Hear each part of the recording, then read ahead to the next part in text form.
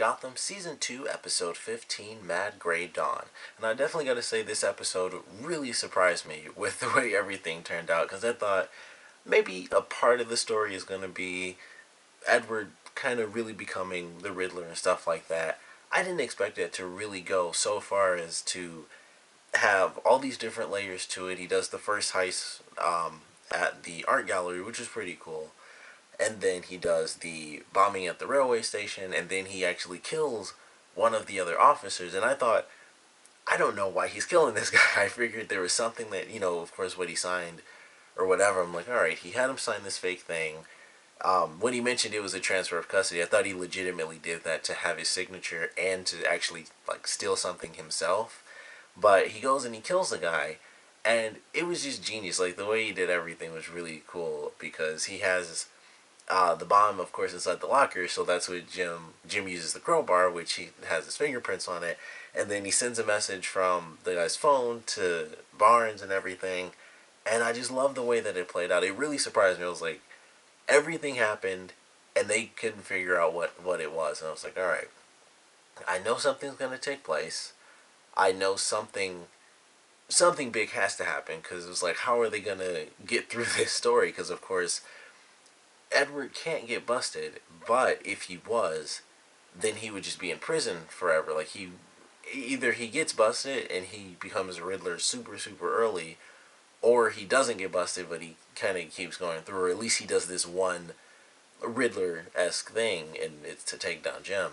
And based on the way they've played it, this is his one mission. He's done everything he needed to do, and I doubt that they'll find any other evidence, because I thought what he was going to do was basically just have it all kind of play out, and it would lead to maybe someone else. But all of it was just a setup to get Jim put in prison, because Edward lost his mind, and he thought for some reason Jim was messing with him. So he does all of that stuff, and once again, I don't know. I feel like there's still, the thread, of course, that could lead back to Ed, because all of it started with Miss Kringle going missing. So I feel like that thread is still there, and it can still be kind of tugged on, and it would lead back to Ed, and it would kind of get Jim free. But he's the one who calls in the anonymous tip and everything, and then he makes it where, of course, one of the other cops did it, and Jim found out. So I just love the way that they did it. I thought that was actually very cool. It was very, very evil of him to do it. Very smart of him to do that as well. But I certainly loved exactly how it played out. Very surprising, because, like I said, didn't think it was going to lead to him successfully getting Jim put in prison. They went through the whole trial and everything, too, which blew my mind at the very end, because it's like, oh man, he's being taken away and stuff. That Jim came back from a commercial like, unanimous, he's going to jail. I was like, alright, they just skipped at least 2 weeks just then. So that really surprised me. Like, when I first saw it, because I was fast forwarding, and I'm like, okay, so he's got, media around him and stuff, because it's a cop going to jail for killing another cop. And then I was like, nope, they're doing the news stuff and everything. It's like, yep, he's going to jail, unanimous vote and everything. He's been sentenced. I'm sure they say it, but I missed exactly how long he was sentenced for. But that was really crazy. So Jim's going to be in prison. Next episode, he's going to be having to survive inside of prison as a cop, which is one of the worst things you can be in prison, because it doesn't matter if you became a criminal, you started off as a cop. So he's going to be in a lot of danger. Of course, he'll survive, but looking forward to seeing that. Bruce is out with Selina in this episode as well, and he takes quite a few punches. They kind of toughen up a little bit, and they run into Ivy again in this episode. We haven't seen her in quite a while, so that was actually kind of cool. Even though once again, she always has really minor moments, and it's kind of interesting. But she cultivated some illegal mushrooms, so that's pretty much it. They get busted, and they have a really interesting situation where Bruce is standing up to this guy, just getting wailed on, and then he remembers Alfred's words muscle and strength cost energy. So stands up to this guy. It didn't pan out the way I thought it was, because I thought the guy was genuinely going to get tired and then he'd be able to beat him. But he's just getting wailed on pretty much, and then Selina basically distracts him, because she hits the other guy in the stomach, so then they're able to fight back at least a little. So he toughens up a bit on his own in this episode, and they steal the money from the criminals. He had a very, very Robin Hood moment. He was like, I don't care about stealing money as long as it's from criminals. I'm like, okay, that's definitely Robin Hood. But of course, the money's probably keep it for himself. At least some of it, because they look like they took almost $1,000. Those were like some giant wads of money. That was probably like a couple $1,000 just in that. I'm like, that's a ton of money for them to have just living on the street. Granted, they will be on the run. They're in some apartment at the end, so I don't know if that's some insanely crappy motel or if that's like Selena's place. But it didn't look the same as like the place that they showed. I believe that was earlier this season that Jim went to before, or maybe that was last season. I really can't remember when that even showed up. I think it was this season though. But I thought that was pretty cool. And of course, he sees that Jim is actually on TV and stuff, and so he knows that something isn't right. So Bullock is going to be looking into it, which I'm excited to see. I want to see Bullock kind of trying to figure things out on his own. That should actually be pretty fun. Something else I thought of early on in this episode when he was talking with Bullock about the internal investigation stuff. I was like, we haven't seen the woman that he married in a long, long time. I thought that was going to be a really big part of this season where he's not a cop anymore. And I mentioned that like really early in the first episode because so much time had passed. I was like, okay, so Harvey isn't really a cop anymore. He's going to be like giving sage advice. I really thought that's where they were going with his character. They did that for the first episode, and then he came back in, I think, in like the third one to help him on the case. And then he was back in every episode. I'm like, they didn't do that at all, and they haven't shown his wife or anything like that. And the whole thing is that, he was, trying to get away from, the badge and everything because he was with her. And that kind of just vanished. I was like, they haven't shown her since the first episode or something like that. It was either the first or second, but I'm pretty sure it was the very first one because they were showing where everyone was because it was such a big time gap. So that just occurred to me in this episode. I was like, they haven't shown his wife in forever. But that really caught my attention. Another thing, I'm probably wrong about this, but there's a painting when he was talking, he's doing the exact same scene.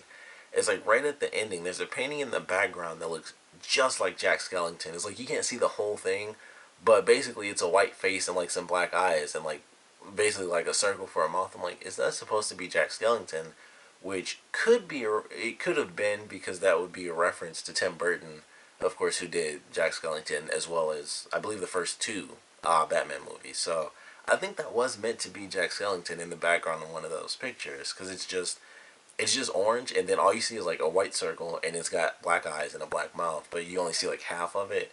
So I think that's what that was supposed to be. I could be wrong, but I rewound. I'm like, I'm pretty sure that's what that's supposed to be, and the connection makes sense because Tim Burton's related to both. So it could be like, here's Jack Skellington made by Tim Burton. Tim Burton also made Batman. Obviously, this is a Batman show, so it kind of makes sense that they could do that little reference. But that was something I noticed in the background that I thought was actually really cool.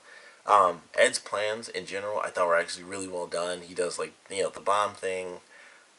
He does like the question marks over the name and stuff, and then he does. Well, I should specify the first bomb, the fake bomb in the beginning. I thought was pretty cool, and then he does the actual bombing, which I didn't even make a connection that he actually went from a fake giant bomb to an actual bombing. But I just love the way all that played out, and he actually gets Jim in the end and they kind of go over everything, and it's like your fingerprints were on this, and he's like, well, I used a crowbar to open it, someone must have done that, and Bullock even backed you up, but when I got the file, it had nothing to do with that, and it was a completely switched file, which I thought Barnes would probably question a little bit if Bullock was like, this is what the case is about, and then he got it and it was nothing about that whatsoever. I would think he'd have a bit more of a question about it. It was just like, no, that's basically not at all what you guys said it was about, or what Bullock said it was about. I'm like, I feel like he should have had a bit more of a question as to why it was not at all what Bullock said it was supposed to be.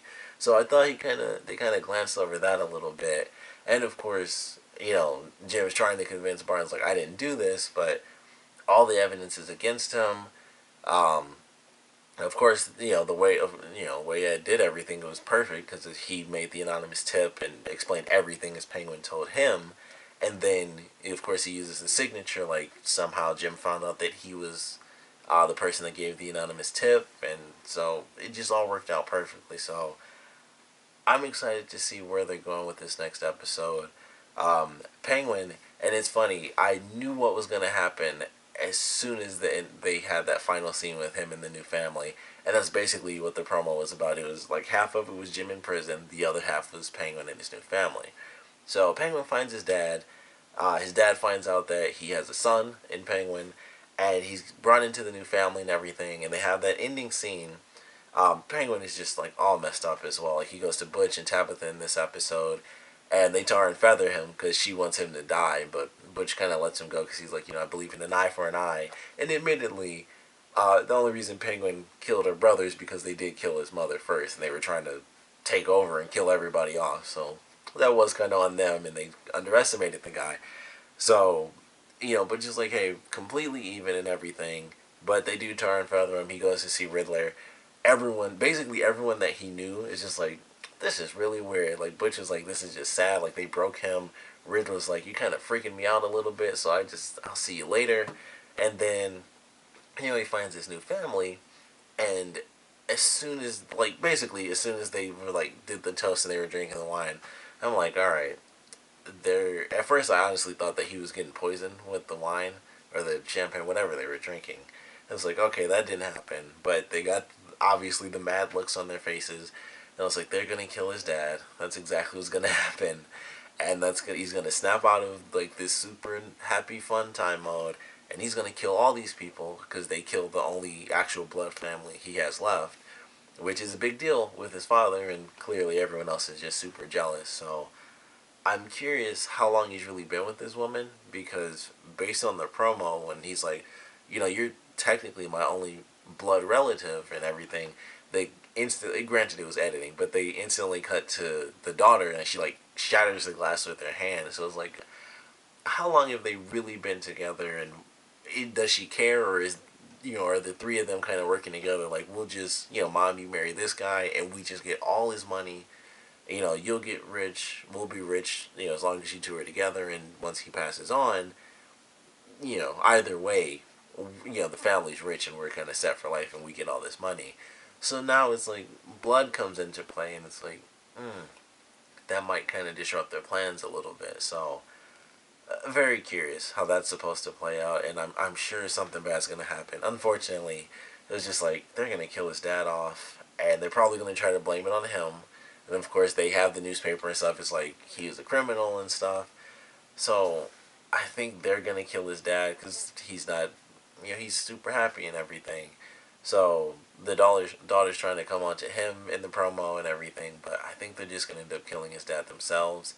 And then they're going to try to blame him, and maybe before they actually get, maybe before they actually get to the police or get to someone else, he'll probably snap, and they'll all be gone. Everybody's going to disappear, and boom, we have Rich Penguin. So, very, very interesting in how long that's going to take, and what it's going to take for him to kind of snap back into his normal villain Penguin mode. But definitely looking forward to this next episode. Huge surprise. Really didn't think it was going to go this south for Jim, but it definitely made for a really great episode. Of course, definitely want to know what you guys thought about it, so please comment below. Let me know your favorite parts, your least favorite parts. And of course, with everything Ed did to, get Jim convicted, and it was 100% successful, how are they going to do it where Jim is proven innocent of this murder? Everything was done right. I feel like the only real thing is the Miss Kringle case, and if they do pull that thread, then they may or may not, get rid of Ed in his current position. But it's either that, or somehow Bullock proves that, the file Barnes got was meant to be about the bomb and everything like that, which I think at this point is like the easiest thing to do, because like I said, I felt like Barnes should have had a huge question when Bullock told him, this is what the case file is about, and what he got. We still don't know what it was either. It was about something, and I think it might end up being a riddle, and that might come into play in how Jim ends up getting out. So that'll probably be what it ends up. That's probably what will end up kind of carrying the case to proof Jim is actually innocent, and maybe it'll just blame someone else or something random. Who knows? But that's my guess for how everything's gonna play out and how he'll get out of prison. But I definitely want to know yours, and of course what you guys thought about this episode in general, so please comment below, let me know, and thanks for watching.